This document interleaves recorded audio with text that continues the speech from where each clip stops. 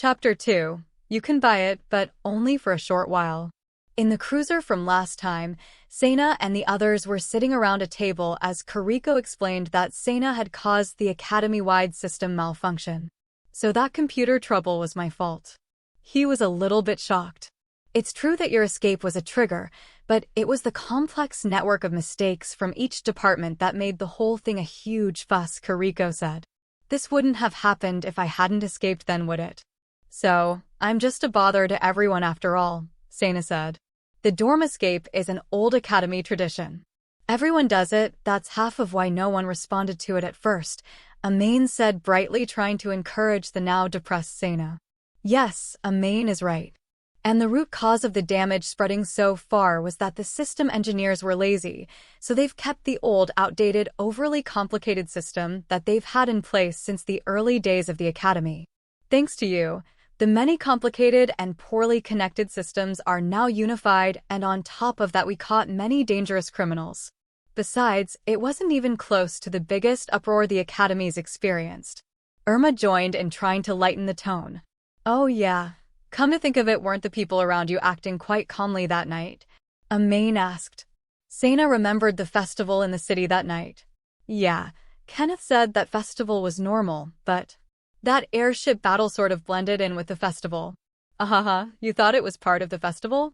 Amain laughed. Hehe, yeah. It's not a laughing matter. Even though the results were good, the actual damage caused was enormous. It's still causing troubles in various places, Kariko said, lashing out. Oh, sorry. No, it's not like that, Sena. I didn't mean it like that, and I just meant that Amain isn't taking it seriously, Kariko said, apologizing. From what I hear from Irma, you weren't entirely innocent yourself in the situation. Why are you bringing me into this? Irma wondered. Well, actually, that's true. Sorry, Sena. I may have had a bit to do with that night myself. What do you mean? Oh, you didn't know? Sena only had trouble getting to the air car because Kariko went around controlling all the guard drones and setting them off. That was you controlling that? Well, yes, but I thought it might be dangerous for you if you went into town, Kariko said, turning red. So, Sena, it was actually a complicated net of mistakes, not just you. Haha. I understand. Even Irma was responsible to a degree. I'm surprised she isn't facing any punishment. Luckily for me, Sena's data led to us finding Washu's hidden server, so my sins have all been forgotten. I see. Well, for the time being though, we've made it a priority to figure out how your probability bias works. A bing sounded. Have we arrived already? I hadn't even realized the ship was moving. This ship travels extra smoothly, but I don't have time to explain. Let's hurry, we have a lot to buy. Kariko said, quickly jumping out. They arrived at a large department store that spread far and wide. Kariko began picking out items for Sena's new room and asked him to pick between various brands. They didn't actually put things in a cart as they looked, but rather, they placed an order on a hollow screen digitally to have their order delivered directly to them when they were done. The store was merely there to examine the items in person, even though it was stocked like a normal store would have been. Sena had trouble picking out items as he didn't know any of the brands, and if they weren't scented, he didn't know one from the other. He also felt obligated to get the cheaper brands because he was unaware of how much money he actually had, although Kariko advised him that he could still get them, but that he shouldn't waste them. Amain giggled at the sight of the two of them and told them that they looked like two newlyweds. Kariko froze up when she heard this. She looked around and noticed there were newlyweds all around them doing the exact same thing. Irma wanted to join in on the fun, so she took Sena and did what Kariko did, showing him some different soaps and explaining their different special properties. Amain scooped up Sena from her when she was done and did the same. Sena panicked, but luckily Kariko regained her composure and yelled at both of them. Stop it. Let me do this. Even if you are familiar with Sena, you haven't ever lived with him, you don't know him like I do. I've bathed him since he was a child, and I know how he likes his food made, so leave us alone. Ho, did you hear that, Irma? Yes, with my own 2 ears. Kariko turned red again. Kariko-san. So, Sena, how about you get familiar with us? Irma and Amain said, rushing Sena from both sides, pushing against him. I won't forgive you for that. Sirio yelled as he barged in, ruining the moment. What a nice place to run into you, Amain said angrily. Sirio reeked of the ocean that Amain had made his car swerve into earlier. Ha ha ha, yes, that's a wonderful place. And a wonderful time for me to run into my beautiful fiancé being attacked by a primitive man from the frontier of space. I, Sirio Tennan, shall rescue you. Sirio spoke loudly and poetically. He struck a nerve in Amain with his speech. Sirio began to speak loudly, a string of lies skewed in his favor. But Amain endured the mental suffering. Amain, I am a proud member of the GP, and my guardian system is second to none.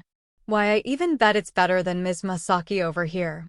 I will defend you from this brute. Oh no, but Sena and I are in love, Amain said, rubbing against Sena to tease Sirio. And we've already made it to first base. What? Huh? You what? When everyone but Amain said. Sirio was caught off guard. Hiya. Amain quickly gave a quick lower middle and high kick to Sirio. His guardian system shattered and roared out an unpleasant sound. She kicked him once more in the chest. He flew into a square box on the wall. It disposed of him? That's odd. Usually they put safety devices in place for people. I guess 10N must be a special case. That's amazing. Who would ever want to disable the personal safety device? Irma asked. He is garbage. And garbage belongs in a garbage bag. Amain said, satisfied, like she was reciting a slogan. What does she mean by KISSING? You can tell me, Sena. Be honest. I won't get angry. Kariko said, like a demon. Sena panicked. He could feel Kariko's anger emanating from her, and his trouble sense was going crazy. Sena, Kariko said, growing angrier. I don't remember doing like that anything at all, he said as Amain clung to him. Oh, you've forgotten? Amain said, making the situation worse. The blood vessels in Kariko's temple throbbed violently. It was a danger signal that Sena knew all too well from seeing it many times in the past, often towards those who bullied him.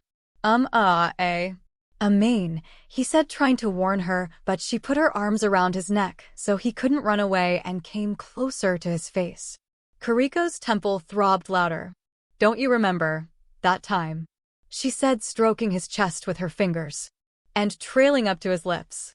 Kariko sounded like she was about to burst a blood vessel. Irma ran behind a shelf far away behind the scene, and Sena tried to get away, but was unable to. His fate was in God's hands now. You remember when I did it, right?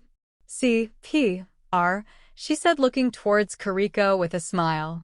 Oh! Kariko and Sena realized both at the same time she meant what had happened on Earth at Tenchi's house. Sena was relieved the crisis was avoided, but the pent-up crazy energy in Kariko needed an exit. Amain. Let him go. Yes, please do, a polite voice from behind them said. They looked around and noticed everyone in the store was watching them make a scene. The shoppers, the clerks, and even the manager were staring at them. I'm sorry, but I'm going to have to ask you to leave. You're upsetting the other customers, the manager told them. At the largest table at Nashisu, Kariko browsed through the catalog of the store they had been kicked out of and picked out the rest of the items they needed for delivery on a monitor. Sena was next to her and Irma was sitting on the other side. Amain was over at the counter a bit of the ways away from the table, but she was coming back. We should go there again soon, Amain said to Kariko. It's not funny. We got kicked out because of you. That was my favorite shop, and now I'm too ashamed to ever go there again. Wow, really?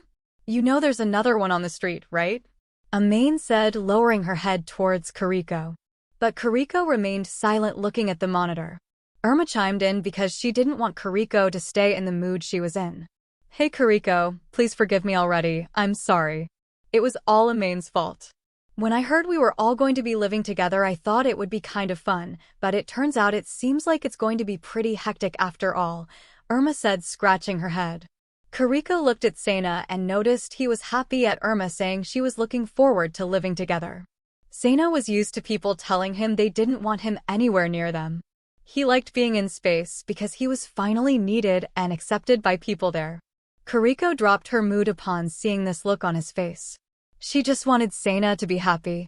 She went back to picking out items. Let's all order at once. Hey Sana, can you go to the kitchen and tell the lady to come and get our order? She likes to be called Granny and she's really old, so when you call her you should say it really loud. Got it. Sana stood up and felt doubtful about what he was about to do, but he looked at Kariko who wasn't paying attention and took her distraction to mean it was okay. He left his seat and headed to the kitchen. He noticed the tub of dirty dishes behind the counter next to the sink and was distracted by the amazing-looking leftover food. Wow, it looks tasty, and it smells nostalgic somehow. He noticed a woman wearing cook's clothes was working busily behind the counter, but he couldn't see her face. Excuse me, Granny. Could you please take our order? But she was busy and couldn't hear him over her work. So he yelled loudly. Excuse me, Granny, I need to place an order. The woman who was wearing the cooking clothes stopped her work and turned her face slowly towards Sana. What did you say? She said as if her voice was an earthquake vibrating up from the ground. The woman was clearly a very angry Eri. Sana had fucked up. He tried to escape, but like an eel she reached out at Mach speed and grabbed him by the shoulder, squeezing as if the devil himself was trying to rip out his heart. Sana tried to reach out towards his table for help, but Amain just stood there laughing and waving to him while Kariko kept staring at her monitor. Hey, Sana, I know you know better than that. Eri said slowly, bringing her face right up next to his, but he couldn't see her eyes. He was too scared to look into them, but her red lips shined like blood. I've told you not to call me Granny. Now I will teach you not to call me Granny, Eri whispered in a cold, paralyzing voice. Sana's face was covered with slap marks as he sat at the table writing in a book over and over again, I will not say Granny anymore as punishment. That was mean, Kariko said. Sorry, I couldn't help myself, Amain said. You can stop now, Eri said, bringing over a big tray of food and rice. You're the president of the academy. Why are you working at a restaurant? Sana asked. Once upon a time, I was asked to take care of this shop by the people who owned it. I learned cooking from them as a hobby. A hobby?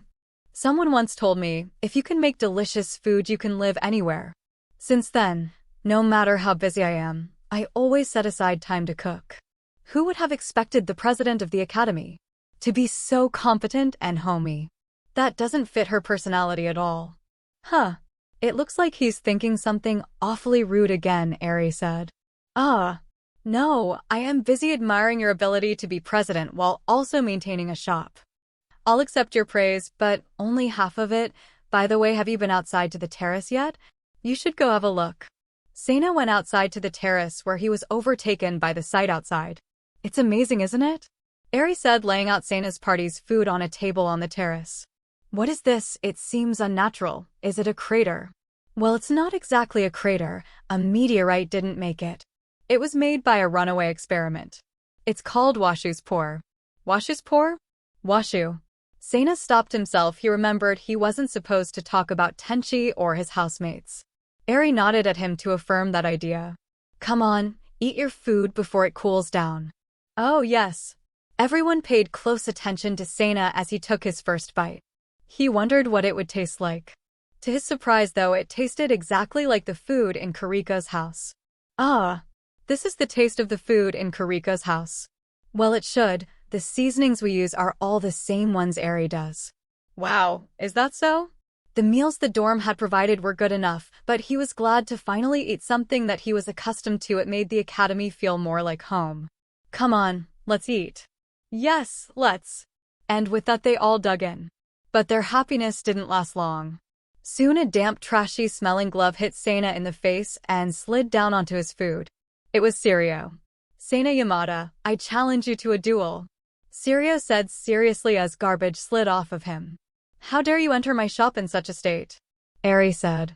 She was the first to attack. Her fist smashed right through Sirio's guardian. Then she landed a swift blow to the back of his head. Sirio lost consciousness in an instant. His body slowly collapsed. Stop, Amain insisted.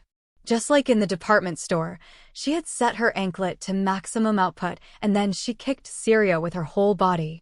Sirio flew as if he was a flicked piece of food right across the inside of the store into the automatic packaging system installed on the side wall of the cash register. Ding! In spite of the blow from Sirio's body being flung into it, the auto packaging machine went to work like normal and packed him up in a few seconds. Where should I send him? Eri asked Amain calmly. Freeze him and send him to a satellite orbiting the most distant planet possible in the delivery area. And with that, the packaging machine transported him off. Well then, now that that is out of the way, I will go make you a new dish. I'll make it quick, Eri said, wiping the garbage off of Sena with a hand towel before going back into the shop. Amain, what is the transfer address for our packages? I'm trying to have the items we ordered transferred to the house directly instead of from the ship. There's a lot, and it'll be hard for us to carry it all off of the ship into the house, and I don't want to waste time because I still have to clean the house, Kariko said. Amain looked back at her unamused. If you just arrange it with the luggage you bought today, it won't be so hard. As for cleaning up, don't worry about it. The housekeepers should have it cleaned up by now. Housekeepers? We don't have an autokeeper? Why? It's such a common thing. Amain's house is a super huge luxury apartment. It's normal to hire a housekeeper. Think about it. There was a dedicated person at the front desk. That's just how wealthy people do things. What is a housekeeper? Sena asked. Huh. Oh, it's like a maid. A maid? For men like Sena, maid was one of those words Sena only knew from less than wholesome sources. So his enthusiasm was justified. Kariko noticed it and got a cranky look on her face. Amain also noticed it. Hey Sena, if I wore maid clothes, what kind do you think would look best on me? A sample image of maid clothes appeared in front of Sena. Hey, did you forget why we are all living together with Sena? No funny business, Kariko said, getting up to shield Sena's eyes from the monitor. Maids, Sena thought to himself. Don't worry, Kariko. The maids come from the same company that all the aristocrats use to clean the houses of the heads of the various countries. It will be fine. They have a very good reputation and are well equipped to deal with emergencies, Amain said. But there's always Sena's probability problem. Well, Mikami-sama was the one who instructed us to use it. Thanks a lot, Mikami, Kariko said with a bad feeling. It was only when they finally returned to Amain's house that she knew her feelings were correct.